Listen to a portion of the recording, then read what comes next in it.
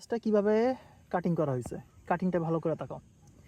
প্রথম সূত্র ঠিক আছে, কোনো নিচের থেকে কোনো পাতা মাটির সাথে লাগা থাকতে পারবে না। দেখো তো আছে একটা পাতা লাগা আছে না, লাগা থাকতে পারবে না। ওকে, জি এক। সূত্র নম্বর 2, কোনো ডাল দেখছো নিচের থেকে, এটাকে কাটা যাবে না, জি কাটা যাবে না, যাবে না। ডাল বের হয়েছে, তাকে বড় হইতে দাও। জি কিন্তু নিচে থেকে কোনো একটা পাতা বের হয়েছে, একটা পাতা বের হয়েছে, কোনো ডালপালার সাথে না।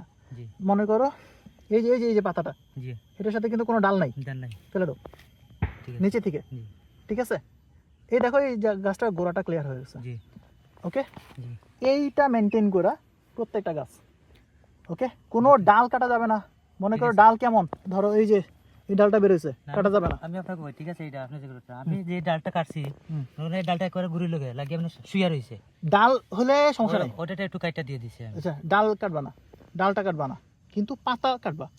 ঠিক আছে, পাতা কাটার সময় আরেকটা জিনিস খেয়াল করবেন, সেটা হচ্ছে যে শুধু পাতা কাটবেন না, যে ঘাস দেখছেন, গাছও তুলে দিই, এই ঘাসও কিন্তু তুলে ঘাস- দিতে হবে। এই গাছগুলো মাটিটা শুধু রাইখা, পাতা কাটা চলে যাবেন সেটা না। সেটা করবেন না, আমি ঠিক গাছে আছে? আর পাতা কাটতে যাই এখন। ওকে এই যে মাটিটা রাইখা, জি। ঠিক আছে, বাড়িটা দিয়া মাটিটা কেটে ইয়ে করে ফেলো, একবারে এক কাজে সব কমপ্লিট করে ফেলবেন। ক্লিয়ার। ওকে, দেখছো এই গাছটা কিরকম। জি।